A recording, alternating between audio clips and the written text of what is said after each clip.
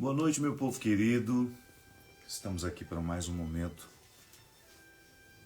especial para vivermos juntos a espiritualidade do dia, que é essa oportunidade que nós temos de criar um espaço em nós, criar dentro de nós disposição interior para a ação de Deus. É sempre bom a gente pensar que o nosso território humano, ele sempre precisa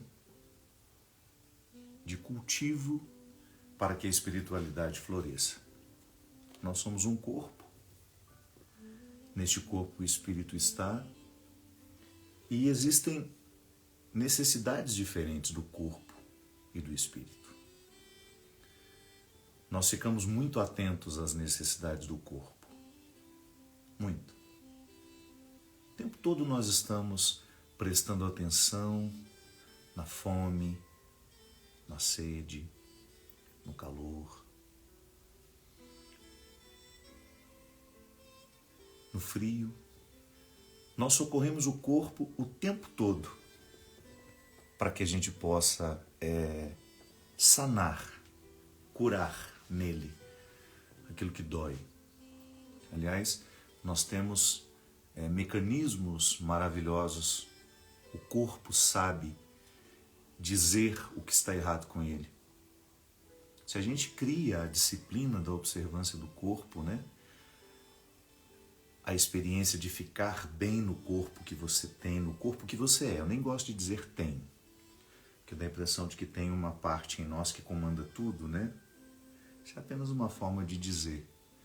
Quando eu falo eu tenho um corpo, no fundo eu estou me compreendendo que eu sou um corpo. E esse corpo, ele tem uma dimensão imaterial inegável.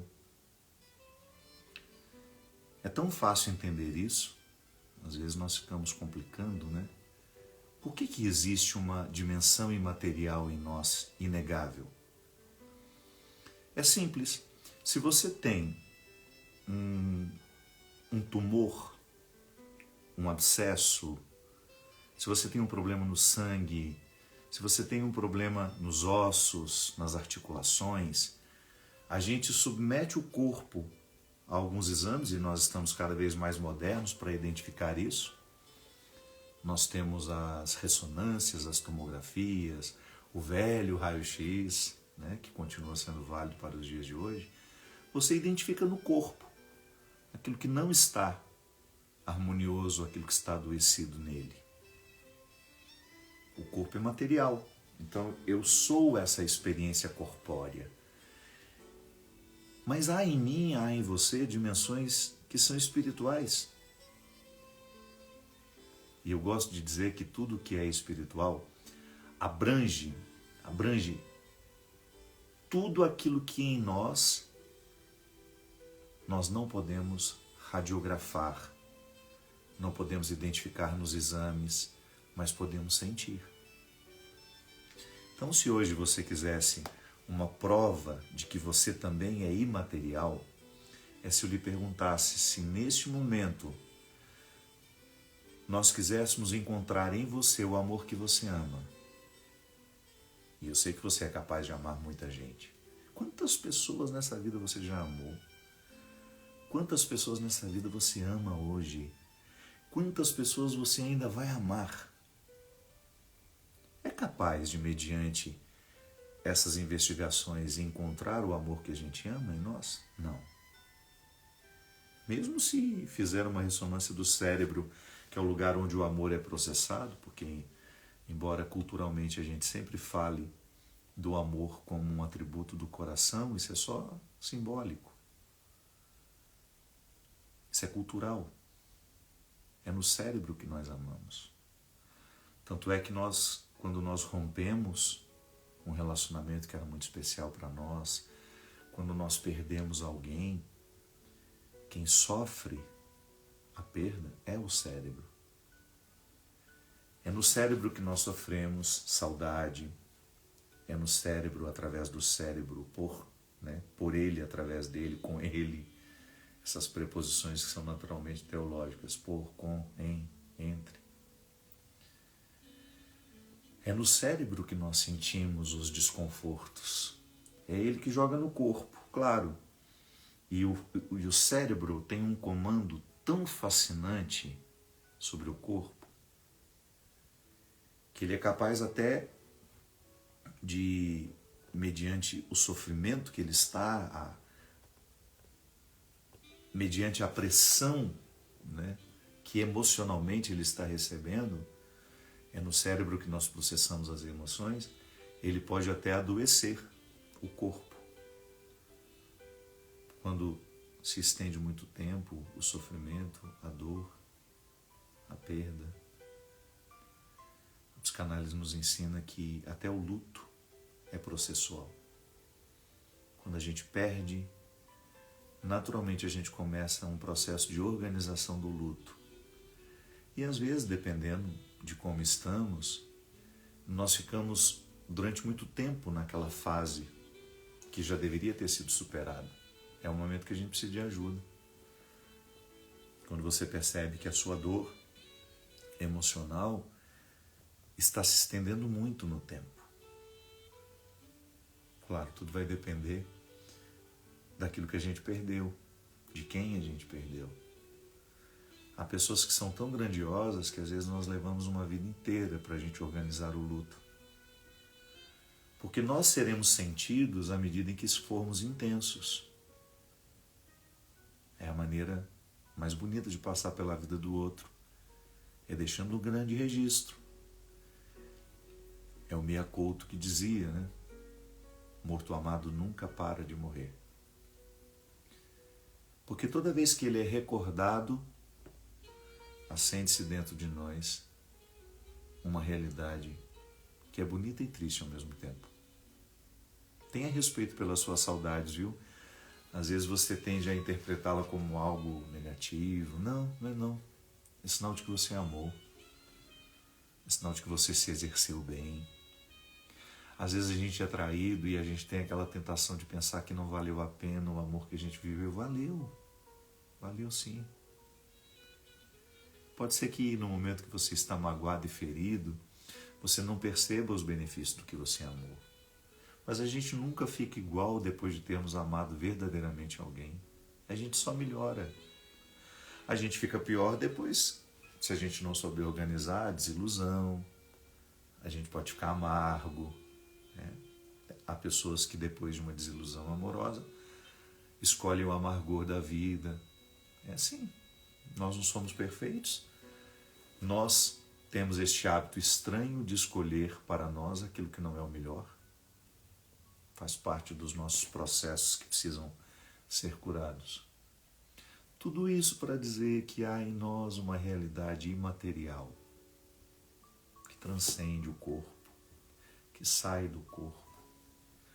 Então você não precisa nem acreditar em Deus para reconhecer a dimensão espiritual da sua vida. Você é feito de imaterialidades.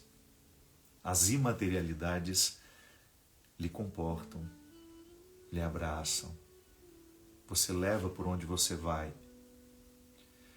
E como eu dizia, as necessidades do corpo nós somos muito atentos a elas.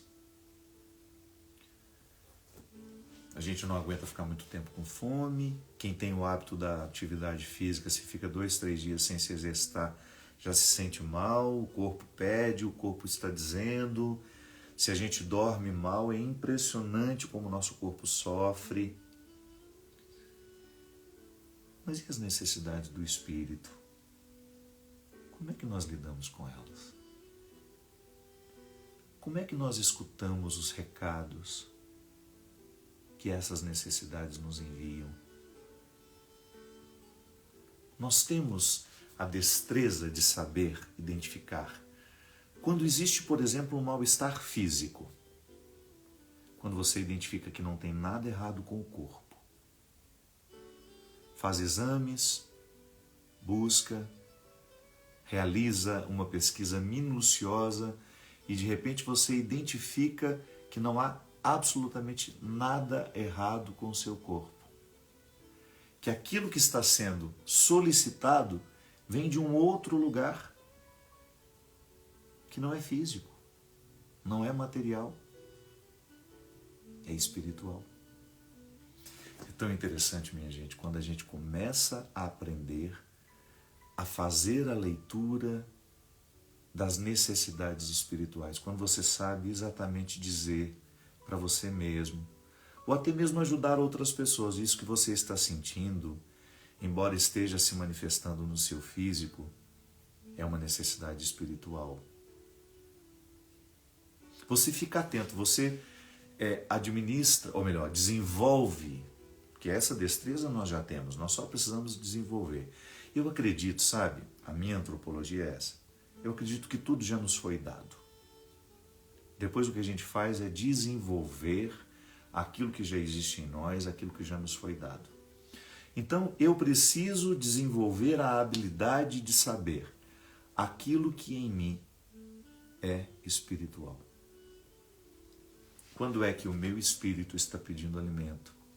Porque às vezes ele pode se manifestar através de tristeza, angústia, isso que nós chamamos de depressão, né? Que comumente chamamos de depressão, e deveríamos até corrigir um pouco a nossa linguagem, porque tristeza não é depressão. Depressão é uma doença. Depressão é um mal-estar que precisa ser cuidado com medicação. Estou falando de tristezas comuns, essas que nos ocorrem todos os dias, essas situações que nós precisamos administrar, que são inevitáveis, que fazem parte da minha vida, que fazem parte da sua vida, que são necessidades espirituais, porque é imaterial. Também é muito comum dos nossos tempos que toda vez que a gente fala de espiritualidade, e vocês já me ouviram falar muitas vezes sobre isso, que imediatamente a gente pense na religião, nos caminhos que a religião nos oferece. Sim, a religião é, por excelência, um lugar de espiritualidade, mas também não é garantia de que será. O fato é que a vida pode ser uma experiência espiritual. E você ficar atento para identificar aquilo que hoje está doendo em você, que tem lá na raiz. Se você for buscar lá no motivo primeiro, o que você encontra? Uma necessidade espiritual. Quais são as necessidades espirituais? São Paulo distinguiu bem a vida da carne da vida do espírito. Muito embora isso seja só pedagógico, né? Porque nós experimentamos tudo junto. Uma hora nós vamos fazer uma espiritualidade do dia para distinguir esses frutos. É que hoje, o evangelho que eu peço licença a quem não é católico, peço licença a quem não é cristão, a gente sabe que o evangelho, as palavras de Jesus são sempre muito bem-vindas em qualquer lugar, né? Jesus, para nós cristãos, o nosso Salvador, Ele nos salva da ignorância, Ele nos salva da vida sem qualidade. E é lindo a gente pensar isso. Como é que Jesus nos salva? Quando Ele nos faz pensar de maneira mais elevada. Aliás, você pode salvar pessoas, fazendo-as pensar de maneira mais elevada. Às vezes você encontra uma pessoa mergulhada no ódio, no rancor, e você observa aquilo e percebe que o ódio e o rancor está retirando o vício daquela pessoa, e você vai e conversa com ela. Mas por que você está fazendo isso com você? Guardar ódio, guardar rancor, lhe adoece. Será que você não percebe que isso lhe faz mal? E aquela pessoa, de repente, a partir da sua fala, provoca dentro dela uma revolução, uma forma nova de pensar. E aquilo que você disse teve um caráter redentor. Salvou, sim. Quantas vezes nós podemos salvar uma pessoa movendo-a na direção de um pensamento mais nobre e mais elevado, mais inteligente, por que não dizer? Guardar mágoas e rancores não é uma postura inteligente. Só faz mal. É uma postura que só prejudica. Então, de repente, quando você vai e conversa com aquela pessoa e mostra para ela que aquilo que ela está fazendo com ela não é justo, Você está salvando. Então a palavra de Jesus que nos salva é: Jesus o tempo todo é o meu Salvador. Aquele sacrifício na cruz, uma vez realizado, ele abrange toda a minha vida. Eu tenho muito medo de nós limitarmos a ação de Jesus, a ação redentora, salvífica de Jesus, a um pós-vida que conhecemos. Não, pelo amor de Deus, não se limite. Não limite o sacrifício de Jesus, a vida de Jesus. Ou você que não é cristão, que tem uma admiração pelo que Jesus viveu, pelo que Jesus falou. Nós cristãos, estou confessando aqui, nós muitas vezes temos uma visão muito limitada do sacrifício de Jesus. Jesus vai me livrar do inferno, Jesus vai me levar para o céu. Tá bom, essa linguagem serviu para um tempo, mas pode não servir para nós hoje. Por quê? Porque não faz sentido você pensar que Jesus vai lhe salvar do inferno que está depois dessa vida, ou vai lhe oferecer um céu depois dessa vida. Não! Ser cristão é você ser salvo todos os dias da ignorância, das ciladas do ódio, da mentira, da infidelidade. Sim, porque todas essas realidades, quando são assumidas por nós, elas nos matam aos poucos. E quando eu, movido pelo conselho de Jesus a não guardar dentro de mim o ódio, a não ser um praticante da injustiça, a não ser um homem mentiroso, a não ser um homem que engana, a não ser uma pessoa que rouba, que expolia o que é do outro, que fala mal do outro, que julga. E Jesus tem uma sequência de conselhos práticos que nos salvam diariamente. É por isso que em algumas pessoas a religião não produz efeito nenhum, porque ela se limita a ser um preparatório para a eternidade. E a pessoa nunca se apercebeu que a grande riqueza do Evangelho já começa aqui, nessa vida que nós temos. À medida em que Jesus entra na minha vida, entra na minha história, a sua palavra entra na minha mente e transforma a minha mentalidade, eu sou um homem que passa a se favorecer mais. Ainda agora há pouco eu conversava com o Marcelo e nós falávamos sobre isso. Toda vez que nós ficamos pessoas melhores, antes de beneficiar os outros com a nossa mudança, quem verdadeiramente, essencialmente está sendo beneficiado somos nós. Porque quando nós somos pesados para nós, consequentemente nós somos pesados para os outros. Mas você está sendo pesado para você. Eu, quando insisto nos meus defeitos, nas minhas mazelas, quando eu fico aqui cultivando o que eu tenho de pior, eu viro um peso para mim. E quando eu sou um peso para mim, eu perco a qualidade da vida. Por isso que nós falamos que é tão importante a gente estar atento às necessidades do espírito, da alma, da mente. Chame da maneira como você quiser. Eu gosto de falar espiritual, porque quando eu falo espiritual, na minha cabeça eu estou recrutando o meu conceito de alma, eu sou corpo, sou alma. Mas essa alma, esse corpo físico, tem um lugar, tem um cérebro que é capaz de me dar 1000 possibilidades, infinitas possibilidades, tanto é que a gente só usa umas porcentagens dele, que nós chamamos de mente, que é o poder que eu tenho de controlar. Quanto mais evoluído eu estiver, maior será o controle da mente, maior será a minha capacidade de utilizar dos poderes da mente. Há pessoas que movem objetos pelo poder da mente. Há pessoas que são capazes já de se autocurarem de dor. Conseguem ter um controle tão impressionante de si mesma que são capazes de controlar a própria dor. Há pessoas mais evoluídas do que nós. Então nós estamos falando disso. Quando eu falo das minhas necessidades espirituais, eu estou abrangendo tudo aquilo que na minha vida me dá condições de ser um homem melhor. Como? Através das minhas escolhas, através daquilo que eu construo, daquilo que eu deixo, sim, porque às vezes nós temos uma visão muito positiva A gente acha que construir é somente trazer, assumir, querer, né? Não.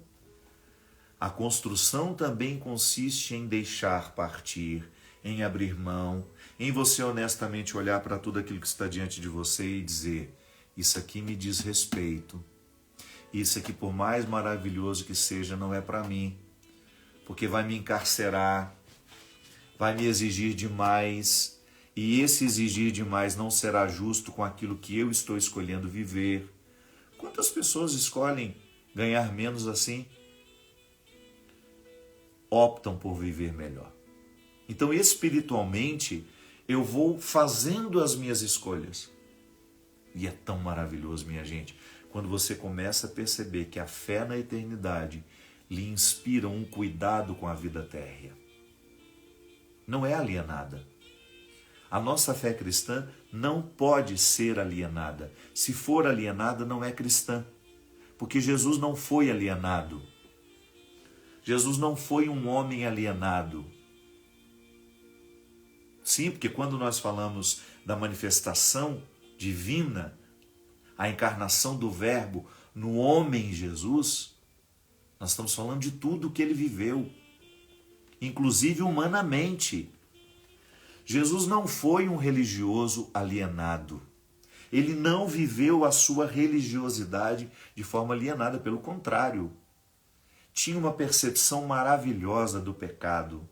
Tinha uma percepção generosa da fragilidade do outro. Nunca usava a fragilidade do outro para envergonhá-lo, ou para sentir-se melhor que alguém. Não. Jesus passou entre nós inspirando vida nova. Ele olhava para aquela prostituta que estava desacreditada de todos, jogada ali naquele chão, naquela humilhação, naquela miséria, e convencia aquela mulher a sair daquele estado de vitimismo, ou até mesmo daquele estado de condenação que ela estava aceitando. E soprava no ouvido dela um novo mandamento: volte a se amar. Você já deve ter me escutado falar isso. Hoje eu atendo menos confissões. Na época que eu atendia muito, toda vez que eu tinha a oportunidade de absolver sacramentalmente os pecados de alguém, eu gostava de me imaginar dizendo: volte a se amar. Sim, o pecado traz tanto autodesamor. Pode observar como que os nossos ciclos viciosos de erros vão expulsando o nosso amor próprio.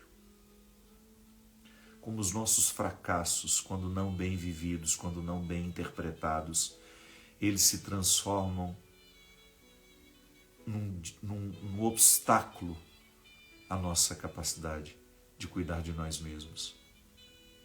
Quantas vezes? Seja capaz de reconhecer para você.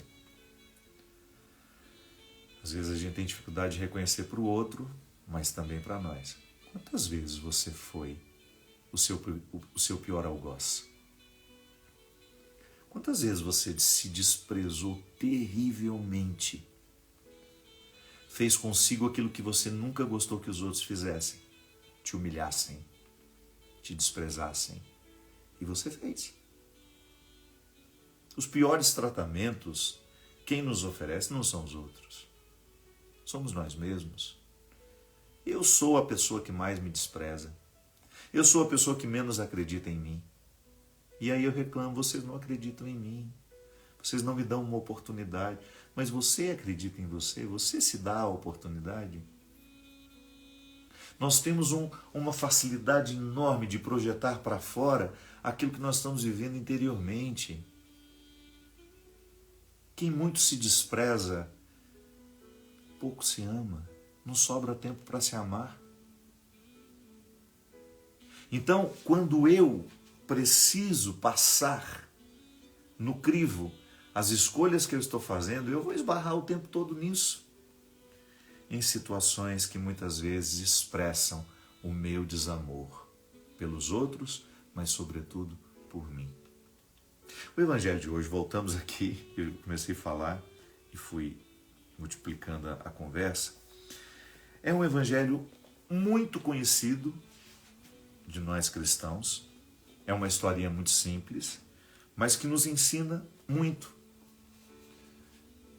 é uma história que nós já ouvimos muitas vezes, mas que valeria a pena lembrar.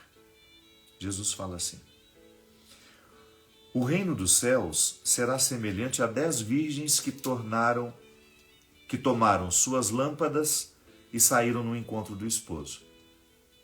Saíram ao encontro do esposo. 5 delas eram insensatas e 5 prudentes. Ao tomarem suas lâmpadas, as insensatas não tinham levado azeite, só levaram as lâmpadas, as bonitas.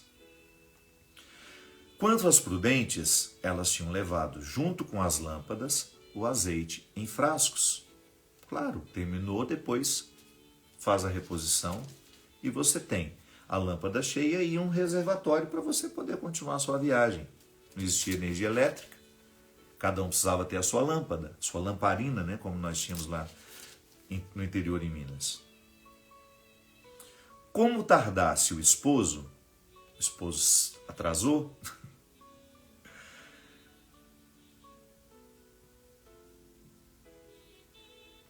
todas elas sentiram sono e adormeceram. O homem demorou, todo mundo caiu no sono e dormiu. Então, no meio da noite, ressoou um grito: eis o esposo! Saí ao seu encontro. Então, todas essas moças despertaram e aparelharam suas lâmpadas.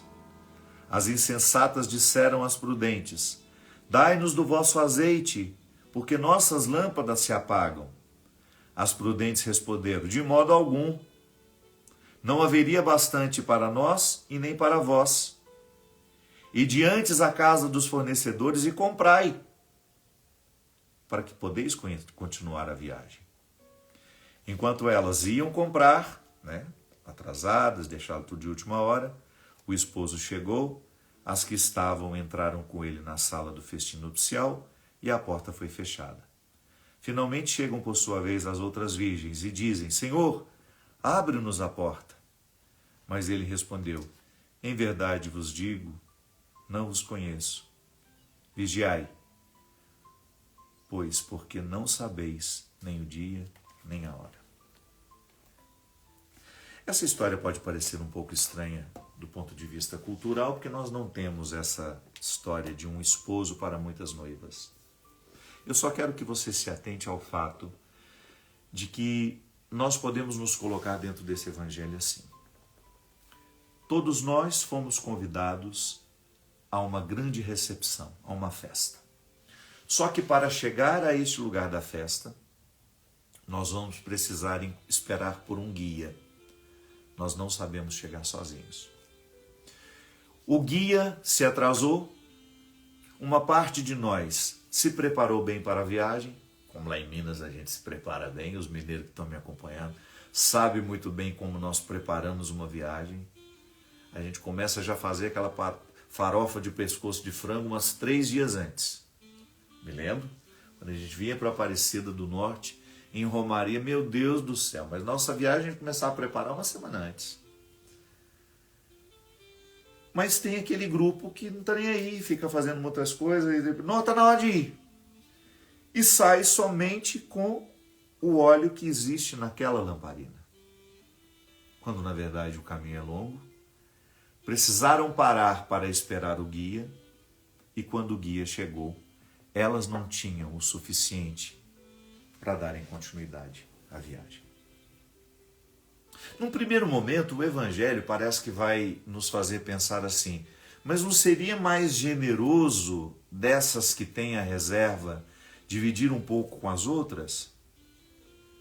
Mas Jesus já sim, imediatamente já nos livra dessa imposição da caridade, porque às vezes as pessoas nos impõem a caridade assim, exigindo o injusto. Não seria justo com aquelas que foram prudentes. E Jesus não tem nenhum receio em dizer: aquelas que se prepararam para a viagem não tinham a obrigação de passar o conteúdo do que elas haviam reservado, porque passando para outra, iria faltar para ela. Gente, isso é tão revolucionário. Isso é tão libertador. Nós estamos falando justamente sobre isso daqui. Quantas vezes nós queremos oferecer para o outro o que não é de direito nosso oferecer? Quantas vezes nós queremos corrigir a imprudência do outro, retirando-nos o direito de fazer o que é certo, aquilo que nós nos preparamos? Sim, porque eu poderia muito bem ser generoso e depois ficar no escuro e não conseguir chegar ao local. De não conseguir, porque o meu guia me atrasou, ele se atrasou, não chegou no tempo, eu não fui, não consegui. Fiquei no meio do caminho com aqueles que não se prepararam. Interessante porque uma das regras do bem viver é estar constantemente preparado para aquilo que a vida vai lhe pedir. E eu sei que é muito fácil na vida a gente assumir uma postura de que nós seremos sempre carregados pelos outros. Eu acho que você convive com gente assim. Eu acho que você já passou pela experiência de ter que lidar com aquela pessoa que nunca faz a sua parte e sempre espera que nós façamos por ela. Já começou assim lá na escola, quando a gente tinha aquele grupo de trabalho, onde 2 ou 3 se dedicavam muito e o restante só colocava o nome. Quantas vezes nós somos escravizados assim? Às vezes até para sermos queridos. Em muitos momentos isso acontecia. E nós podemos reconhecer. Em muitos momentos nós carregamos os nossos chupins porque a gente queria ter um pouco da amizade deles. Então fazer o trabalho por eles era uma forma da gente, uma ilusão, né? Uma bobagem. Mas quantas vezes na nossa vida nós precisamos conviver com quem não queria ter o trabalho do preparo, de alguma forma. E eu sei que religiosamente, muitas vezes nós fomos educados para entender que nós precisamos fazer pelos outros o tempo todo.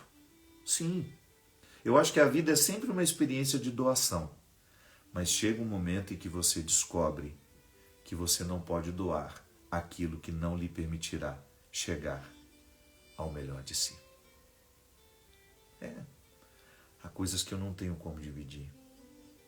É meu. Eu me preparei para aquilo. Há coisas que você não sabe, não pode, não deveria nunca dividir. Porque é o resultado do que você se empenhou. Eu sei que às vezes a cultura do preparo, ela é para poucos. Eu nunca me assustei com números dos que competem, por exemplo. Você vai fazer um vestibular, e quantas vezes eu escutava isso? São 15 mil candidatos para cada vaga. Não é verdade. 90% das pessoas não estão se preparando. 90% das pessoas se limitam a um exercício de mediocridade absurdo, um deslocamento com só 10% do óleo para chegar do outro lado. Só que na hora de fazer a prova, não adianta você querer dar o seu preparo para quem não se preparou. É disso que nós estamos falando. É disso que Jesus falou naquela hora. Porque no primeiro momento pode dar a impressão de que Jesus está nos ensinando o dizê-lo. Algo que se coloca até contrário ao que ele nos ensinou. Que ele nos disse, não há prova maior do que dar a vida pelo próprio amigo. Tá bom, mas até na doação há um limite, porque é como você querer dar um remédio para um doente que já decidiu morrer. Há buscas que vão lhe colocar num estado de muita solidão, que você não tem como incluir o outro. É aquela velha história, o casamento ele só pode dar certo quando as duas partes lutam por ele. Não adianta a mulher levar a vida inteira a reserva do óleo do marido. Não adianta. Essa caminhada é pessoal. No amor entre duas pessoas dentro de uma casa, construindo uma família, A primeira coisa que se pede é isso. Equidade. Olha, somos diferentes. Vai ter momentos em que você vai estar mais fortalecido do que eu, mas nunca deixe de levar a sua reserva, tá? Não imponha sobre mim a responsabilidade de levar a reserva que lhe cabe levar. É disso que Jesus está falando. Cada um de nós precisa viver o seu preparo, porque nessa eternidade você não vai chegar acompanhado. Não. É um funil que vai se estreitando, se estreitando, se estreitando, e ao final dele só passará você. Eu sei que às vezes nós temos uma mania terrível de gritar pela ajuda antes de termos nos ajudado. Quantas vezes? As pessoas, sobretudo no meu caso, né, como padre, líder religioso que sou, por causa dessa construção cultural que nós muitas vezes somos também responsáveis por isso, que nós padres temos resposta para tudo, que nós temos solução para todos os problemas. Não temos, eu não estou dando conta nem dos meus problemas. Quantas vezes eu quase naufraguei diante dos meus problemas? Eu não tenho essa postura pronta, nunca tive, não quero ter. Eu sou alguém que vive, eu sou humano, eu acredito em Deus, mas às vezes a minha fé em Deus não me segura, não é suficiente, às vezes os meus recursos humanos são escassos. Por quê? Porque eu estou me projetando mal, não estou levando óleo, não estou levando a reserva, estou me dando mais do que eu posso me dar, estou me oferecendo muito além das minhas medidas. Sim, porque Deus não pode retirar-nos das responsabilidades de nossas escolhas. Se eu escolho sair de casa com um óleo somente para a medida exata e não calculo que de repente possa haver um imprevisto, como houve, o esposo se atrasou. No nosso exemplo, nós estamos falando do guia que nos levaria ao lugar. Ele se atrasou, nós precisamos esperar por ele, não podíamos ficar com as velas apagadas, senão ele não sabia onde nós estaríamos, perdidos naquela escuridão. O que sinalizaria de que nós estávamos ali esperando por ele eram as velas acesas, eram as lamparinas acesas. E até quando nós não estamos andando, o óleo se consome. Não é porque nós estamos parados que vai gastar menos óleo, não. Eu precisei manter a minha lâmpada acesa para que na escuridão o guia me encontrasse, o esposo me encontrasse. Ele se atrasou, paramos o percurso e ficamos ali esperando. E quando ele chegou, o nosso óleo não era suficiente para continuar. Quantas vezes isso nos ocorre? Nas nossas relações familiares, então, meu Deus do céu, como isso acontece? E aí é seu irmão que olha para você, como se você tivesse culpa, como se você tivesse que assumir a responsabilidade de ele não ter sido prudente e ter feito a sua busca no dia a dia. Quantas vezes dentro dos nossos seios familiares as pessoas nos oprimem por causa disso? Primeiro porque nos olham como responsáveis por tudo aquilo que deu errado na vida delas. Ou, se não é nos olhando como responsáveis, ou como alguém que terá que necessariamente viver as consequências dos erros que eles cometeram. Não estou dizendo que a gente não tenha que ser solidário. Não estou dizendo que o sofrimento do outro não venha nos impactar. Só que chega um momento que nós precisamos pegar essa sabedoria evangélica da diferenciação, que é um fato que nós aprendemos quando a gente começou a amadurecer. De acordo com a psicanálise, um dos momentos que a gente menos diferencia o outro é a fase oral, que Freud dizia que é a tentativa que uma criança tem de incorporar o mundo pela boca. Tudo a criança morde. E ela grita.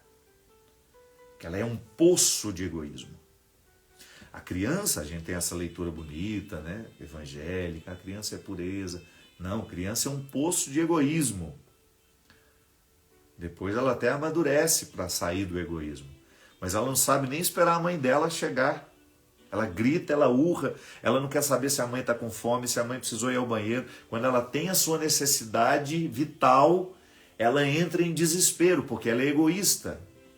Não egoísta da maneira como nós podemos ser. Não, ela não tem nem responsabilidade sobre esse egoísmo dela. Faz parte do processo normativo, isso é normal.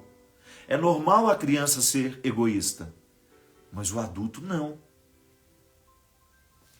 Então, às vezes, nas nossas relações familiares, nas nossas relações mais próximas, as pessoas nos interpretam de forma imatura, sim, como se nós fôssemos uma extensão delas, como se não pudessem mais fazer a capacidade da diferenciação. Eu sou eu, você é você. Nós fizemos escolhas diferentes, embora a gente tenha tido oportunidades muito parecidas, ou não. Pode ser que eu tenha tido muito menos oportunidade que meu irmão e tenha escolhido melhor que ele. Pode ser que ele tenha tido um monte de boas oportunidades e escolheu a pior parte. Escolheu morar na pior versão de si mesmo. E eu levo essa responsabilidade? Eu preciso assumir as consequências dos erros dos outros? Não. Mas, lamentavelmente, em muitos momentos do discurso religioso, isso nos foi imposto como uma obrigação. Você tem a obrigação de levar os outros nas costas. Não é assim. O Evangelho nos propõe uma relação madura com tudo isso. Tá bom, vamos analisar. Você está nesse sofrimento por quê? Porque talvez na hora de evitá-lo, você preferiu não evitá-lo. Tá bom, mas eu continuo aqui. Só que com uma diferença. O sofrimento é seu. Eu não tenho como assumi-lo. Porque senão, eu vou começar a lhe dar aquilo que eu não tenho mais. Ou eu vou começar a retirar das minhas reservas e vou prejudicar aquilo que eu não posso, em hipótese alguma, prejudicar e deixar de cuidar, que é a minha dignidade. Quando a gente dá o nosso óleo e a gente se priva de chegar, nós fazemos a matemática mais simplória. Talvez o caminho mais fácil, o senso comum, que algumas pessoas podem até chamar de egoísmo. Não. Na perspectiva de Jesus, isso é prudência. Prudência. Um exemplo simples. Nós temos uma pessoa que nós amamos muito. E ela quer nos levar por uns caminhos que a gente sabe que não são bons. Ah, vamos comigo, seja meu companheiro, eu não quero ir lá sozinho. Não, se você me ama e está me propondo ir a um lugar que não lhe fará bem também, que amor é esse? Que amor é esse? Então eu acho que é o contrário. Sou eu que lhe devo lhe convencer de não ir. Por amor a nós. Por amor à nossa realidade. Por amor à nossa situação. Se vai fazer mal para você, por que eu tenho que ir? Não seria mais fácil eu lhe convencer a não ir e assim nós não nos fazemos mal? Prudência é o que Jesus recomendou, uma prudência que nos coloca na construção de reservas. Eu preciso ter reservas para o amor, eu preciso ter reservas para a paciência, que se esgota fácil, eu preciso ter reserva de justiça.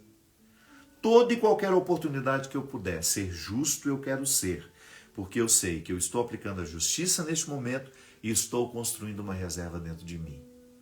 Para que no momento em que eu ficar tentado a ser injusto, a reserva fale mais alto. A minha solidariedade, por exemplo, ela é escassa. Eu tenho muito mais facilidade de olhar para mim e para as minhas necessidades. Você é a mesma coisa. Então, toda e qualquer oportunidade que a gente tem de ser solidário, de maneira que a solidariedade não lhe faça ferir a prudência de dar o que você não pode dar, de oferecer o que você não pode oferecer, de colocar em risco aquilo que você não pode colocar em risco, então eu vou ser solidário. É porque o que Jesus está propondo nesse evangelho de hoje é muito desafiador. Ele está dizendo, não perca a sua salvação. Não perca a sua salvação tentando salvar alguém. Acontece demais. O que está perdido nos leva junto. É tão mais fácil o que está perdido fazer muitos outros ficarem perdidos do que o que está salvo resgatar os que estão perdidos. Então, não abra mão, não negocie aquilo que você sabe que trará condenação na sua vida.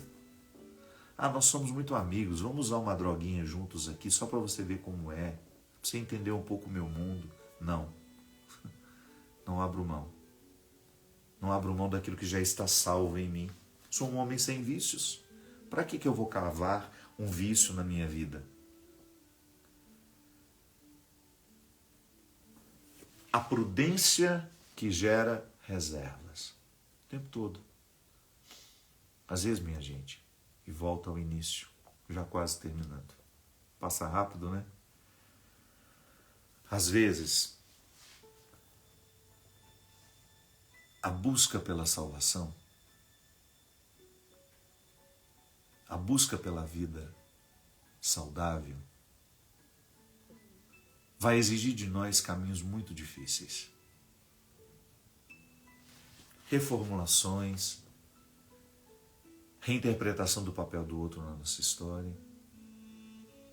E quando nós não fazemos isso, nós vamos ficando cansados. E nós não sabemos por quê. Quantas vezes você identificou isso? Não conseguia identificar o que doía, mas você sabia que doía e muito. E que aquela dor estava provocando em você uma inimizade interior, que não é com o outro. Não, você estava se sentindo seu inimigo. Você estava se sentindo como que criando com você mesmo uma péssima relação. Às vezes, gente, dependendo do grau que isso fica dentro de nós, a ponto de nós queremos tirar a vida. Eu espero que não sejam muitos, mas eu tenho coragem de perguntar aqui para essas 22 mil pessoas que no Instagram nos acompanham, no YouTube, eu não sei. Em algum momento da sua vida você já pensou em desistir? Você pensou que a morte seria a melhor solução? Eu já. Por que a gente pensa isso? Porque nós esgotamos as nossas reservas. Que até na compreensão do suicídio a psicologia nos ensina.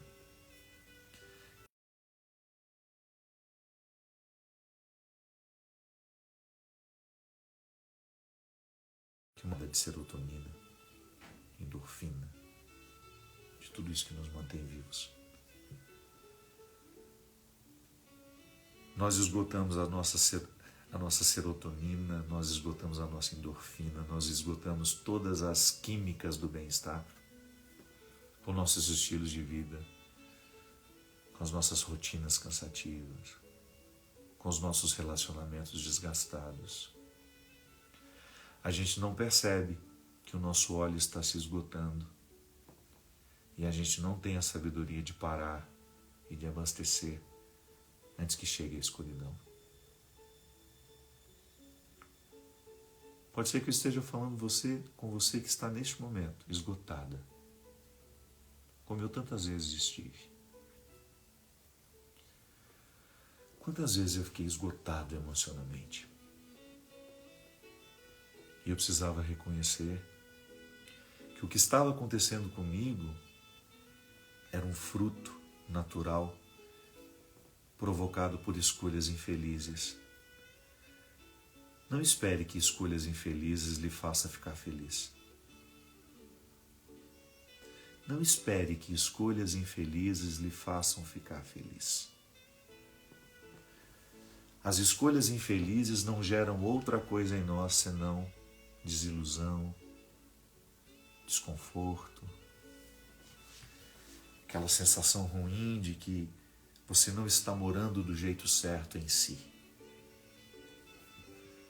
Quantas vezes o seu esgotamento foi provocado porque você assumiu a sua família, você assumiu os problemas da sua família e você não aprendeu essa lindeza evangélica que é você se diferenciar.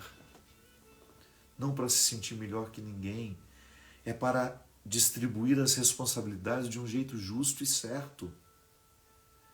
Eu amo a minha família, eu amo os meus irmãos, mas eu não sou responsável pelos problemas deles.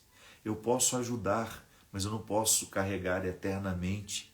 Às vezes aquela pessoa está muito fragilizada e nós vamos lá com todos os recursos, mas ela precisa reagir. Porque às vezes a nossa ajuda provoca a acomodação. Quantas vezes, minha gente, dentro das nossas casas, nós estamos exaustos, porque nós não aguentamos mais carregar as pessoas nas costas. Nós queremos que elas parem de beber, nós queremos que elas parem de usar a droga, nós queremos que elas saiam daquela prostituição socializada que tanto destrói a vida delas, mas elas não querem, elas não fazem a mesma escolha. E nós vamos assumindo aqueles fracassos como nossos. E nós vamos dividindo o nosso óleo e daqui a pouco nós não temos mais para continuar a estrada. Quantas vezes você está esgotado, destruído emocionalmente? Quantas vezes? E você que oferece a tantos não tem a quem buscar. Em quem buscar? E aí você descobre que solidão terrível. Mas não reclame. Não fique, como eu sou sozinho, não. Faça a sua busca. E pare de dar aquilo que você não tem. Faça o enfrentamento com as pessoas. Muitas situações só serão resolvidas mediante a experiência do enfrentamento, que é aquela formalização do problema. Que às vezes nós vivemos problemas sem formalizá-los. Nós não falamos sobre eles, nós não pontuamos, nós não colocamos a verdade na mesa. Nós vamos só atropelando. E de vez em quando nós gritamos. Mas gritar não é enfrentar. Gritos momentâneos, histerismo, crises de agressividade não são enfrentamentos. Enfrentamentos é quando você veste a sua melhor roupa, convida aquele que é o problema para jantar. Pode ser na sua casa mesmo. Você, com muita tranquilidade, olha nos olhos. Pois é. Vamos distribuir aqui o que é meu, o que é seu? Eu não sou obrigado a levar sobre mim as suas insatisfações. Eu não sou obrigado a aguentar a sua ira. Se você é uma pessoa infeliz, resolva-se. Eu não vou ser o lugar, o receptáculo da sua infelicidade. Porque eu estou aqui tentando ser feliz. E a sua infelicidade sendo jogada sobre mim o tempo todo é um obstáculo à minha felicidade. Eu tenho uma vida só. Eu quero viver bem a cada dia.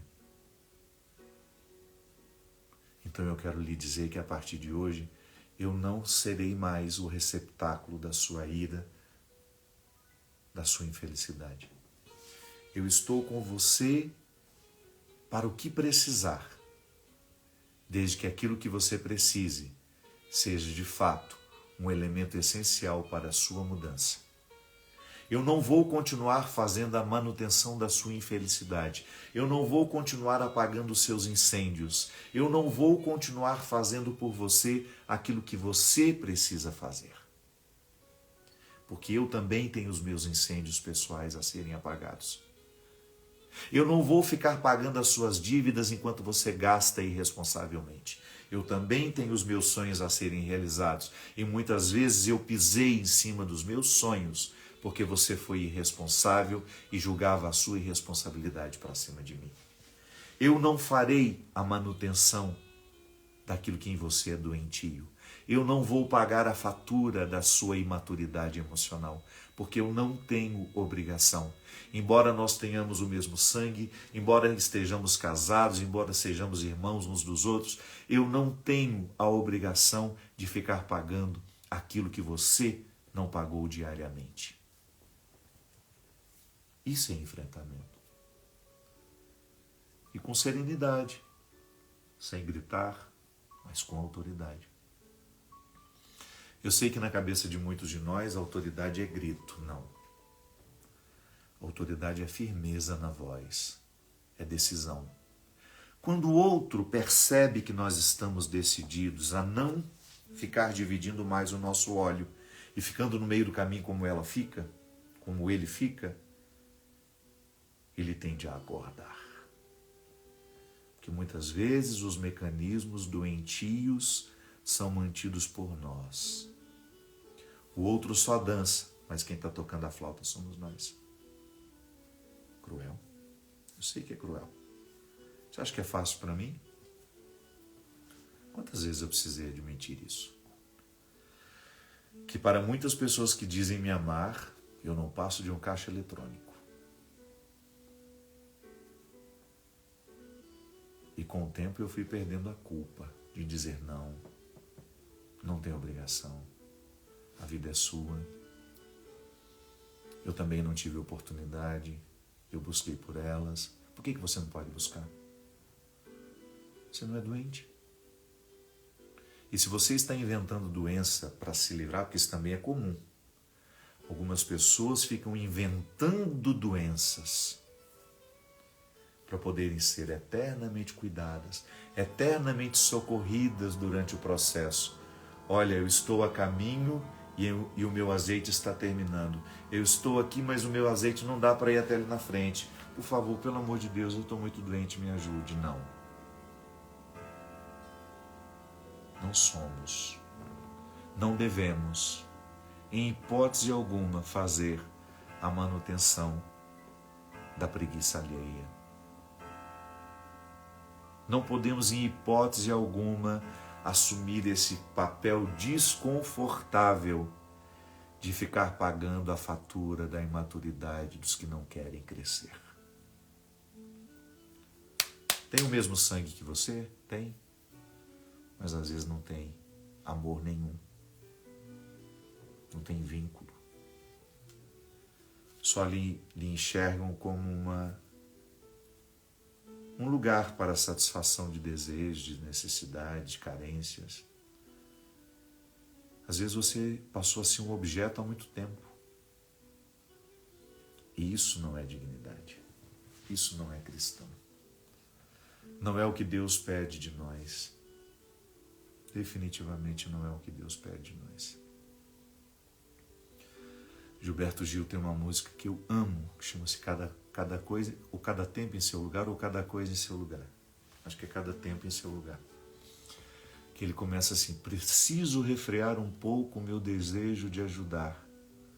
Bondade pode ser um vício, não levar a nenhum lugar. A lugar nenhum. Eu sei que às vezes nós fomos criados assim, para oferecer o que não temos. Deus não pede isso de nós. Sejamos solidários, sejamos amorosos, mas nunca percamos de vista que antes de oferecermos aos outros, nós precisamos oferecer a nós. E que não é justo, em hipótese alguma, dar o que não temos mais. Busque as suas reservas. Intensifique a sua vida espiritual para você continuar tendo a alegria de ser quem você é. E quando o outro realmente precisar da sua ajuda, você ter condições de ajudar, mas sem sentir que para ajudar você precisou entregar o que você tem de mais sagrado. Que Deus nos abençoe sempre mais neste propósito. Ele que é Pai, Filho e Espírito Santo. Amém. Obrigado pela sua companhia. Foi um prazer enorme mais uma vez estar com vocês.